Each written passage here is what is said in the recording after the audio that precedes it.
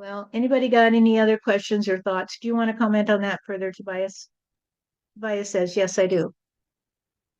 You are right. If God was to disappear, everything would disappear because God is everything. And therefore, God cannot disappear and you remain.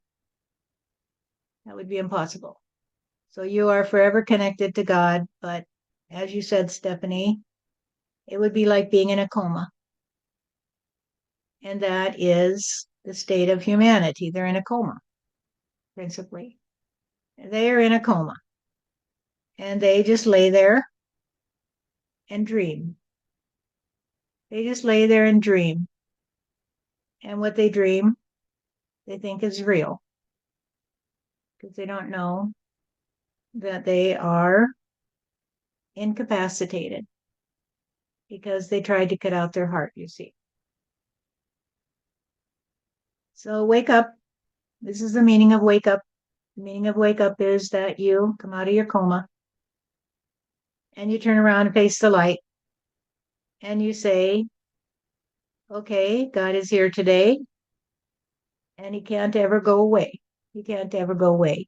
And that's when you face the light and you just say it's impossible. If I thought God would go away, then I'm in a coma today. And if God truly went away, I would disappear. I wouldn't disappear. I would never have appeared. There would be nothing to even think that thought, right? So appreciate every day.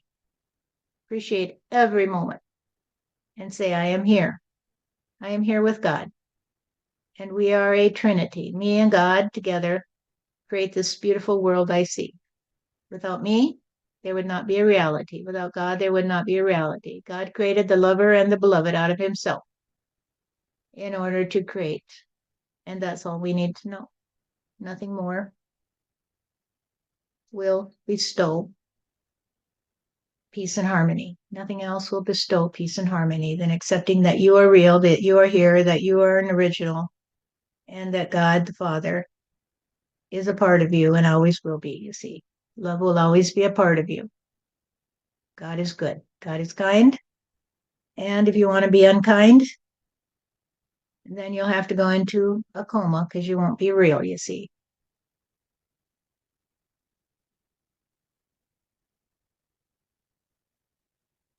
All right. Any other subjects or thoughts that you guys want to take up or want to? Anybody you want to hear from today?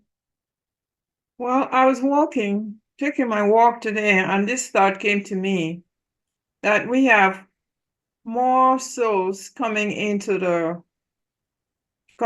this reality than the number of souls leaving. But we have a problem with overpopulation. I heard somebody say one way to control or to help the climate is to reduce the number of feet on the earth.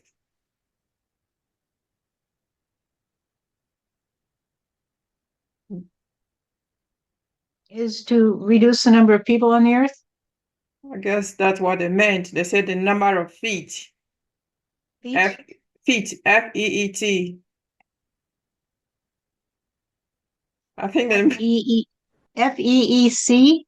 T as in Thomas.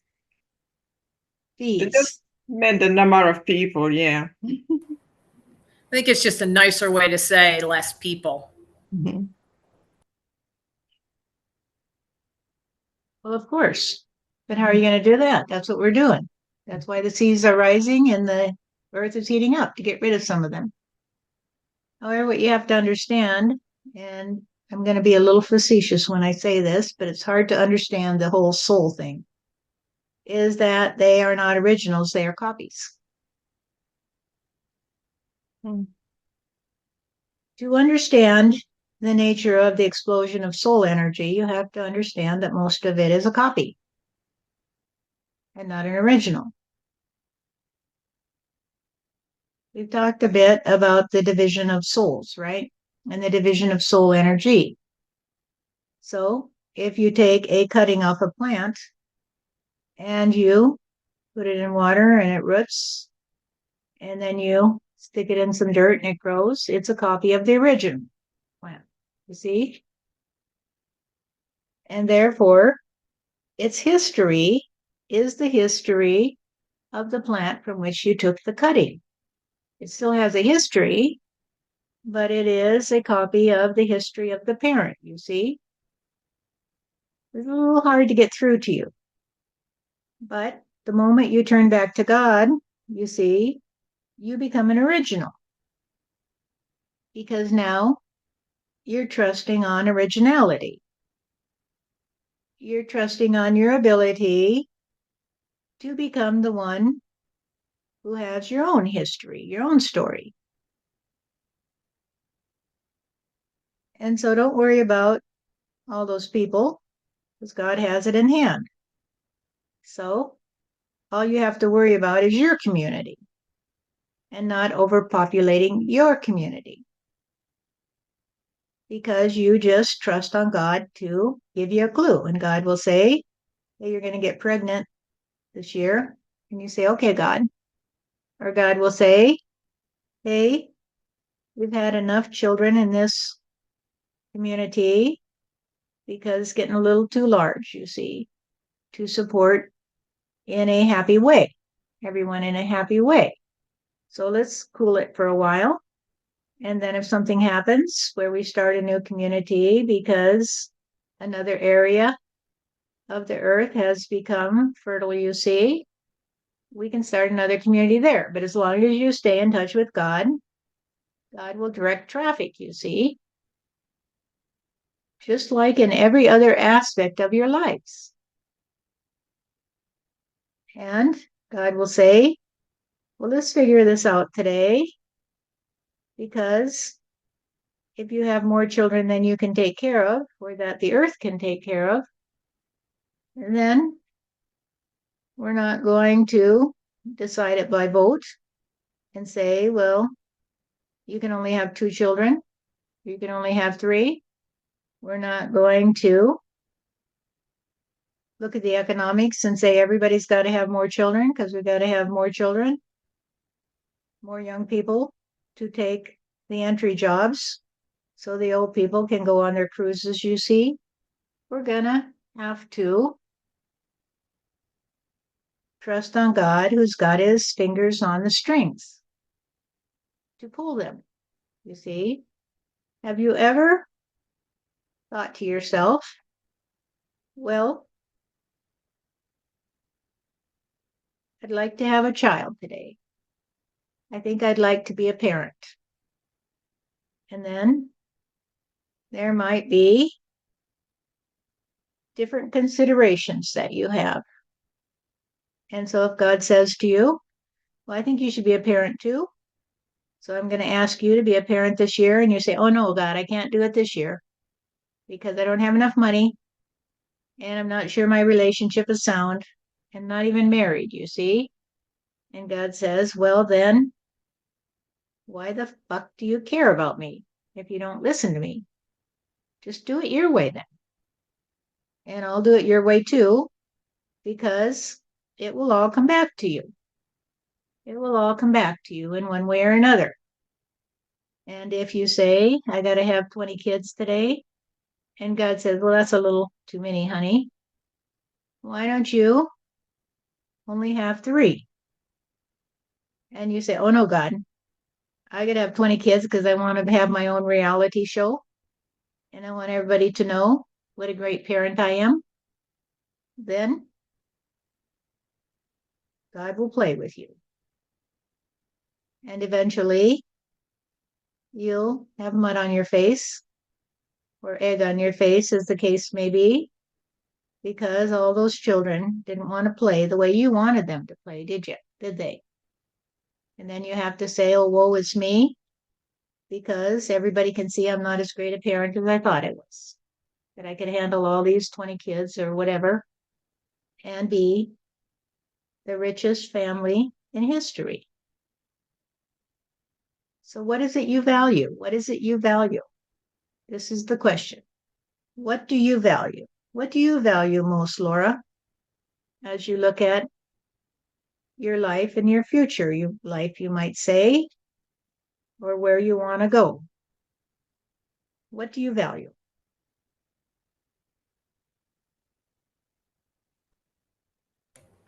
Oh, put me on the spot. Reality? Um, um, my relationship with my husband and my animals and my family. So relationships, close relationships. Yes. Winnie, what do you value?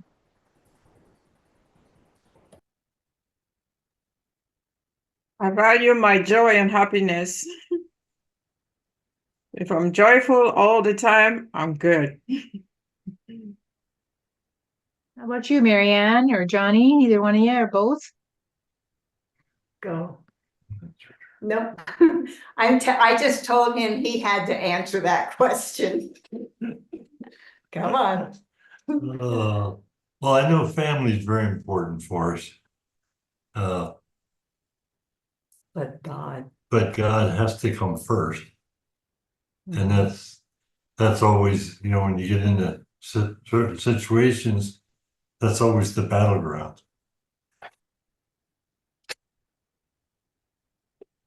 Marianne, you have anything to add?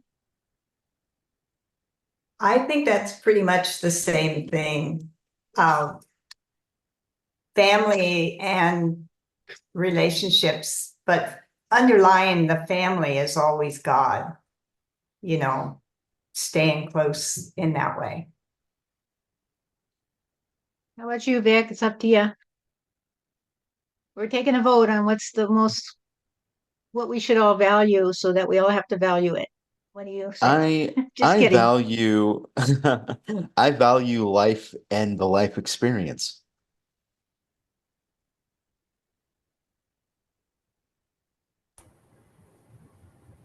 Thank you all for sharing your thoughts on this.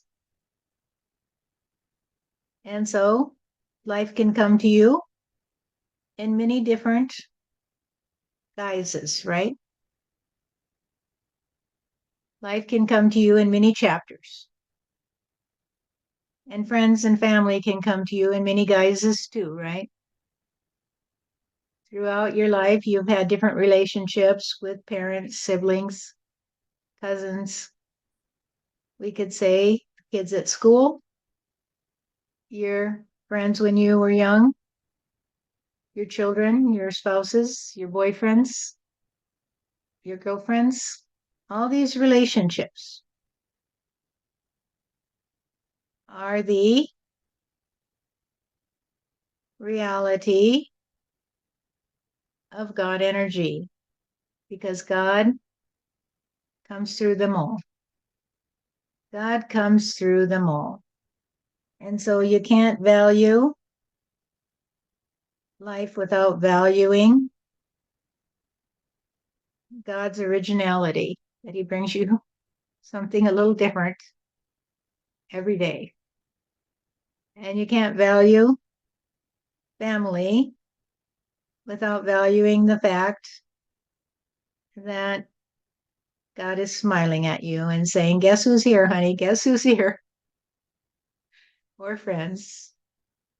And you can't value God without valuing its effects, you see, without valuing the breeze in the trees, the flowers that bloom, the snow that falls, the rain. And so you just can't get away from it, can you? You can't get away from that God energy that flows through everything and yet also talks to you and listens to you. And that is the mystery of the history of God, you see, that the history of God is told through His children. Without His children, there would be no story. And without the story, everything would cease to be a revelation, you see. So we start out talking about the book of Revelations, and we'll end on the concept of revelation, that every day God is revealed to you every day in every way. So before we leave, take the opportunity to look at all the faces on the screen and say, this is God revealing something to me. This is God revealing through the effects that He is here. We can't see God, and maybe you can't hear God, but that shouldn't stop you from understanding the effects. So you could say that when you listen to each other, you're listening to the effects of God. You see, so God speaks through every one of you. He doesn't just speak through Stephanie. He speaks through every one of you. And if you say to God, God, I got to go kill somebody today, then God will say, okay, so I'll speak through you. And I'll say, hey, we got to go kill somebody today. Get your guns, guys. We got to go kill somebody today because you asked God to.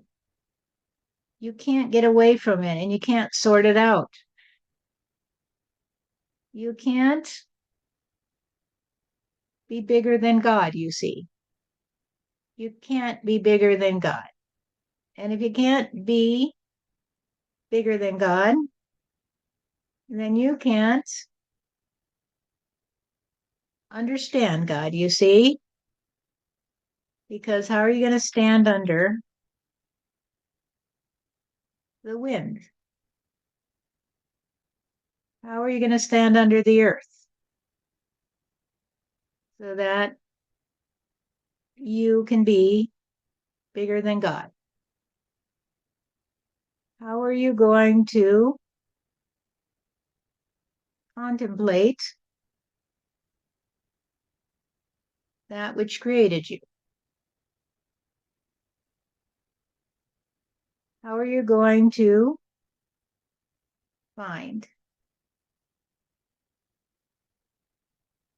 the needle in the haystack if you are a piece of straw, you see? How are you going to create the sculpture if you are the clay? But that doesn't mean you can't play. If you are the little rabbit that runs through the bushes or the bird that flies overhead, God is there to give you the grass to run on or the air to fly through. God has it in hand. It is totally beyond your ability to hold God in your hand or put him in a bottle and say, I've got God on my shelf today. You just can't do it. You just can't do it. So why try? Why keep beating your head against a brick wall and trying to knock some senses into your head? Why not just tunnel under the brick wall into the garden you see and say, God, I'm here. And I love you, dear. And thank you for creating this garden for me. And every day I'll tell you what I like about it and what I don't like. And so today I want to say, is there anything that anybody in here doesn't like about today? Is there anything you don't like that you would like God to change for you?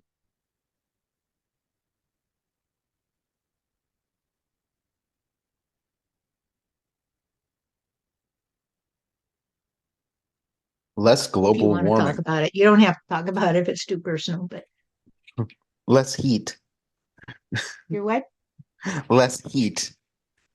Less heat where Yes, you are? all over the world. Less heat in the world?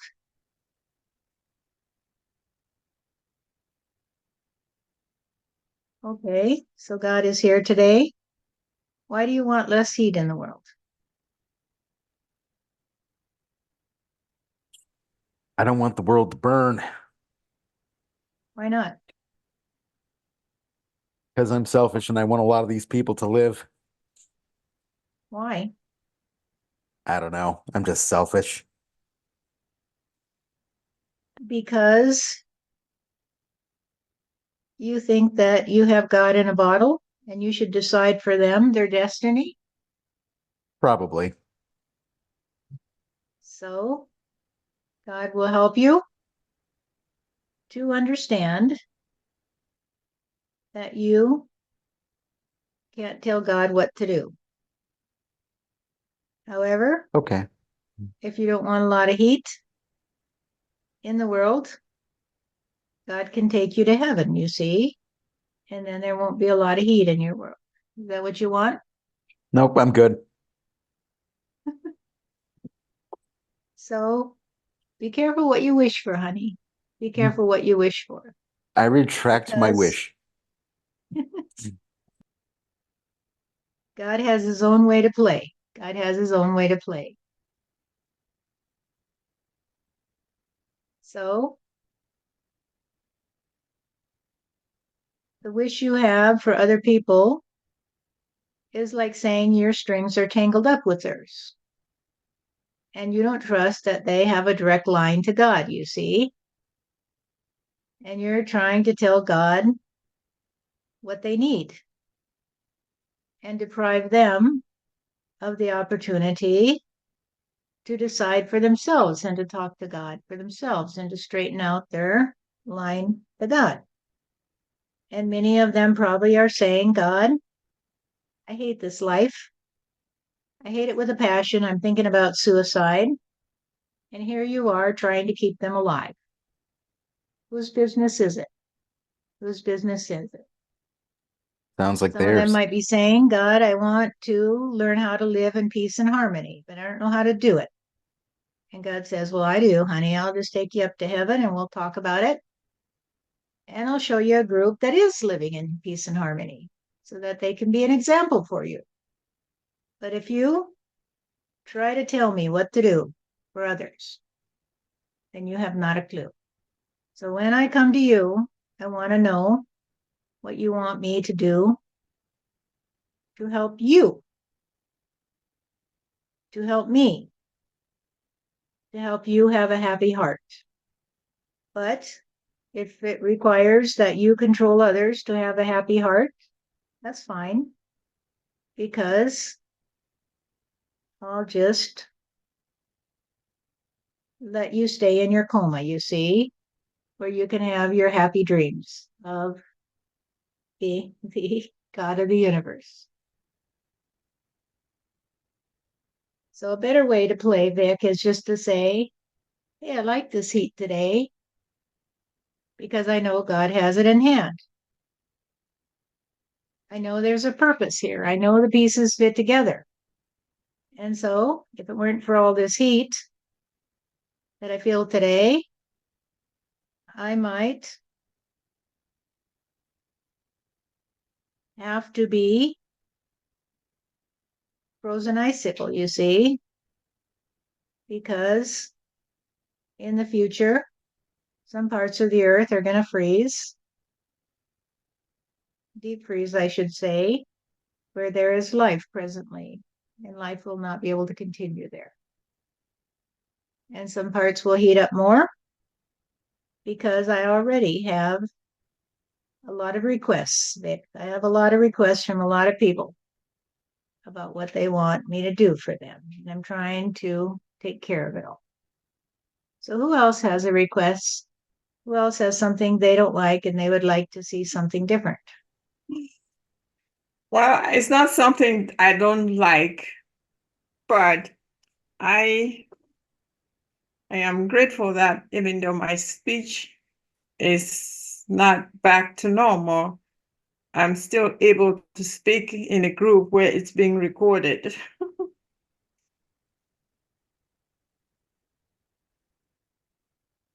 So that is a trust on me that you will recover your full ability to articulate your thoughts when you think of me, because you'll articulate them to me. And I will say, thank you, my dear, for sharing your thoughts with me.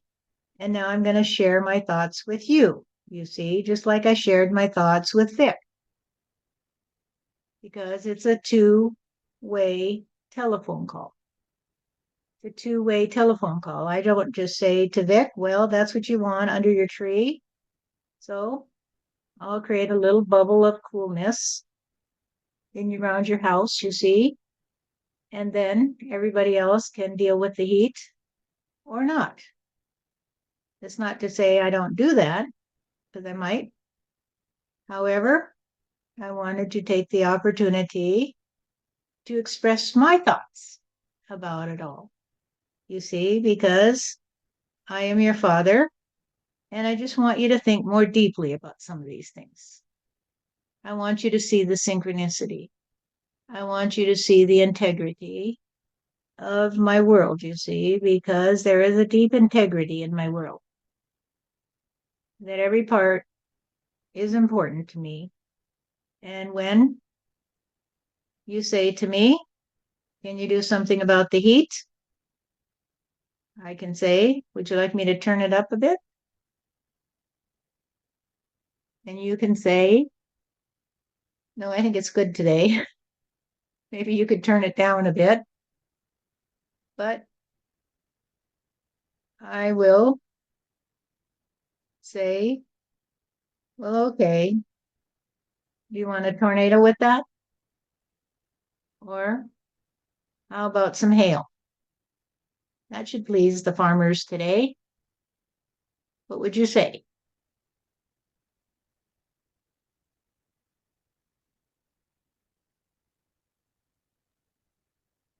I'll take whatever you want to give me, God. No special requests here. Thank you, Vic. I think you got this. Anybody I else think I have any do. thoughts?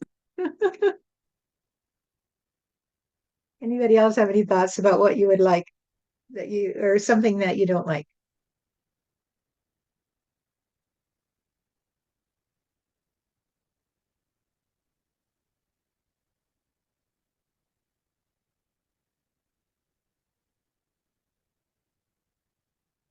Everybody's a happy bunch. You're just afraid to speak up now that you'll get your hand slapped. No, I can't think of anything. I like playing that game though, where you say you wake up or you go to bed and you say, what did I like? What do I don't like? And my list of likes gets more and more and less on what I didn't like. So it's kind of fun. It makes me feel good. It is fun. I do that too. And rare that I think of something I didn't like. Right. So when I work with you, I have to do what I have to do. And so if we are in an era of climate warming and changes to the earth, so that we can unearth a new trust on me and on the garden, you see, and it's in the works, and you don't like it, well, tough shit, because you already asked for it, you see. You can't ask me to turn the heat down and I bring you a hurricane or a sleet storm in July and then complain, because I have all these requests that I have to try to coordinate, you see, because I'm the God of the universe. And so when all of you said to me, God, I don't really like to play this way because I have a lot to say and I want to play it a different way. So once upon a time, Dick did say, I've always trusted on the fact that eventually there would come a day when there would be a need to survive a worldwide catastrophe. Remember that, Vic? And now Oh, yeah, it's here. So now you got what you wanted, right? I sure do. Be careful what you wish for. I Or like just this wish. accept it and say, God has it in hand. I don't know if it's because I asked for that or because I was seeing the future or God was talking to me. I don't know where that thought came from, and I don't care because it's just the way it is. I'm here, I'm real, and we're talking and we're friends, and we don't really care if we are right or wrong. We don't really care. We just say, hey, that was fun talking about that, Vic, today. So thank you for daring to be the puppet today that let God speak through you. Happy to help. So now let's close for today. And may all of you take away a little peace in your heart. And the peace in your heart that I want you to take away is a piece of each other, you see, so that you understand that you can play in a wonderful way when you just say what's on your mind and you don't worry about it because God has it in hand. God works through you. Okay? Awesome. I just had a thought when he was talking that because across the world more people are waking up, that they've put out that they want something different. They want life to be peace and harmony, right? But you don't consider how God is going to do that. Right. And that just kind As of I as I was always say, hit me. you can ask God for something, but you don't control the means. Right. And that means got to upheaval the planet, right? Yeah. Right. It's So, like the whole idea of the rapture. You can ask God for the rapture, but you don't get to control how you get it. right, right, Or what right. it means to God. Yep. It's almost like the monkey's paw. People know that one. Uh-uh. It's no one's familiar. So a guy goes into a shop and he buys this monkey's hand, and the guy says, the monkey's hand will grant you wishes, and with every wish, a finger will go down."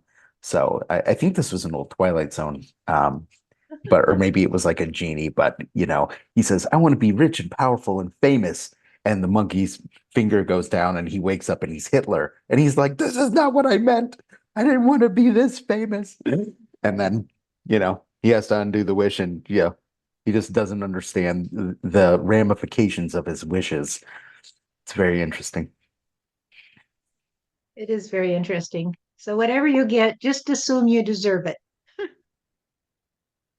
Hmm. You deserve it. It's just the way it is. I love it. Thank you, God. Um, Enjoy the you know, ride. yeah, enjoy the ride. And you do control the ride because you do get to say, hey, I really like that today. I really liked sitting around with friends and talking, or I really like going to the beach, or I really like doing this. It was fun. And God may say, what did you like about it, honey? And you can say, well, I guess the thing I really liked about it was I just felt real.